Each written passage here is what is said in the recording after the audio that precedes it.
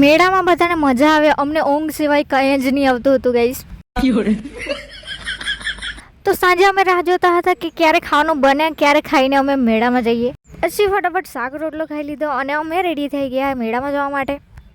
અમે તો બધા રેડી થઈ ગયા હતા પણ મારી ફ્રેન્ડ આવવાની હતી રિયા, તે હજુ આવી જ નહીં હતી. તે આવી એટલે અમે નીકળી આવ્યા મેળામાં જવા માટે.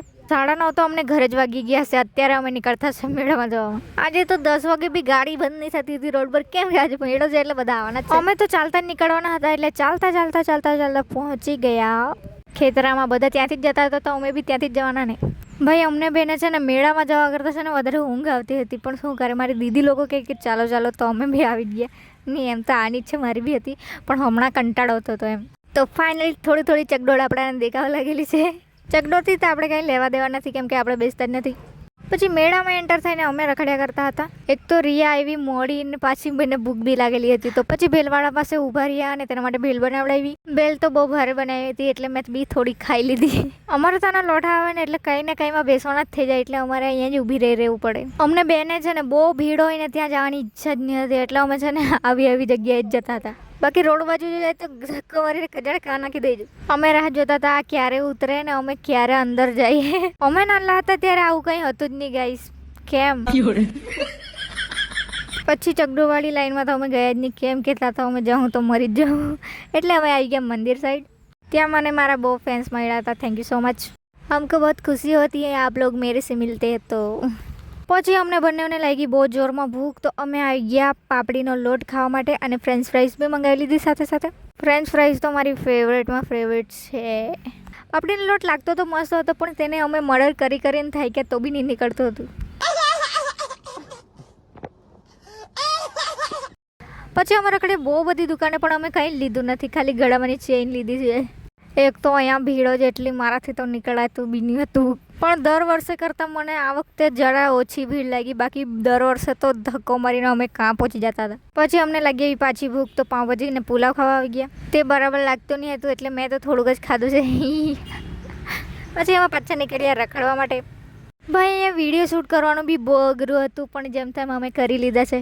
ને આ વિડીયો મેં રિયાના ફોનમાં એડિટ કરું છું. મારો ફોન તો સમારવા ગયો છે. અહીંયા આવ્યા તે જ પહેલાં મરી ગયેલો મારો ફોન. તો અહીંયા તો મને આના નીચે આવીને જ આટલી બીક લાગતી હતી તો એમાં બી બેસી જામ તો મારી શું હાલત થાય.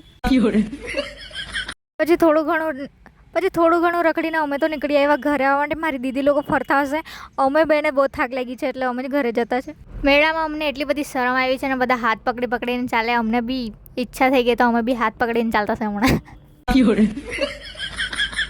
પછી અમે ઘરે આવીને તો ઊંઘી જ ગયેલા હતા. ઉઠીને પછી હું રેડી થઈ પાછી મેળામાં જવા માટે. આ કુર્તી મેં પહેલા વર્ષે આજ મેળામાંથી લીધેલી હતી ગાઈસ.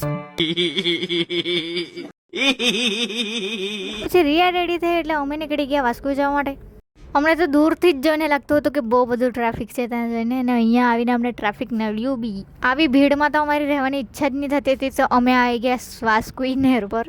ત્યાંથી પછી ઠંડુ એવું લઈ લીધું અને અમે નીકળી ગયા અમારી ફોટોસ પાડવાની જગ્યા પર. અમે ફોટોસ તો પાડવાના જ હતા એમ તો, તેના માટે જ જતા છે અમે હમણાં. નીકળ્યા હતા જાત્રામાં જવાના. અમે ઠંડુ લઈને હવે જતા છે તે બાજુ જરી બાજુ. ત્યાં જઈને પછી મસ્ત ઠંડુ રેડ્યું અને મસ્ત પી લીધું. કેમ કે સવારમાં હો એટલી બધી ગરમી લાગતી હતી ને એવી.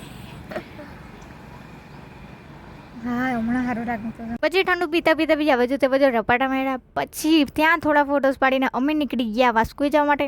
અહીંયા મસ્ત સીન આવ્યા કરતું હતું, એટલું મસ્ત દેખાતું હતું ને ઠંડક બી લાગ્યા કરતી હતી આ બાજુ. પણ આ રસ્તો બહુ ખરાબ છે, એટલા મોટા ખાડા છે ને અહીંયા. તો બી હેવી ડ્રાઈવર છે આપણી પાસે એટલે અમે આવી ગયા પાછા વાસ્કો. મેં વિચાર્યા કરું ટ્રાફિક નહીં હશે તો સારું, નહીં હશે સારું, પણ આગળ જઈને ટ્રાફિક તો હતી. તો અમે વિચારતા હશે કે અમે હવે જાત્રામાં ફરતા હશે, પણ અમે જાત્રામાં ફરવા ગયા જ નહીં. ગાડી લઈને સીધા આવી ગયા ઘરે કેમ કે તાપ જ એટલો લાગતો હતો. સબ કુછ સહન હો જાતા હે તડકે કી સિવાય. ઘરે આવીને પછી અમે કરતા હતા આરામ. પછી પાછા 4 વાગે અમે નીકળ્યા મેળામાં જવા માટે. તો સેજુ, મેં અને રિયા નીકળી ગયા મેળામાં જવા માટે. અત્યારે ઓછો તાપ લાગે છે એટલે અમને ગમે છે. તાપ ઓછો હતો પણ અમને તાપ લાગતો હતો ગાઈસ. પછી અમે ખેતર બાજુ પહોંચ્યા એટલે કેન્ડી બી લઈ લીધી. પછી તે ખાતા અમે જતા હતા. તો तिड़के में ચાલતે હમ પહોંચ ગए જાત્રામાં. ત્યાં પહોંચીને પહેલાં ગયા અમે બેગ જોવા માટે કેમ કે મારે એક બેગ લેવાનો હતો. પણ ત્યાં બેગ નહીં ગયો એટલે અમે આવી ગયા પાણીપુરી ખાવા માટે. તે ખાઈને પછી અમે આવી ગયા પાછા ફરવા માટે. પછી સેજુએ પ્રસાદી લેવાની હતી તે લઈ લીધી એણે. ને ફાઇનલી મેં બેગ લઈ લીધો છે ને મારે આ ટોટ બેગ લેવાની કેટલા દિવસથી ઈચ્છા હતી. હવે એમની કહેતા થેલો લીધો છે એને ટોટ બેગ કહેવાય ગાઈસ. અમે ફરીને થાકી ગયા હતા એટલે અમે લઈ લીધો નાસ્તો લઈને સેજુએ થાપી લેવાની હતી ત્યાં લેવા આવ્યા. પછી મારે આ બધું લેવા પડે ગાઈસ. ને ખાટમડા તો મારા ફેવરેટ એટલે મેં લઈ જ લીધા. પછી અમે ખાધું ખીચું અને નાસ્તો જે લીધો હતો તે લઈને બેસી ગયા એક મસ્ત ખેતરમાં. તો ત્યાં બેસીને અમે તો બરાબર નાસ્તો કરી લીધો. પછી નીકળી આવ્યા અમે ઘરે આવવા માટે. તો આ ગોડીગઢના મેળામાં તમે આવેલા કે નહીં મને કમેન્ટમાં કહેજો. બાય.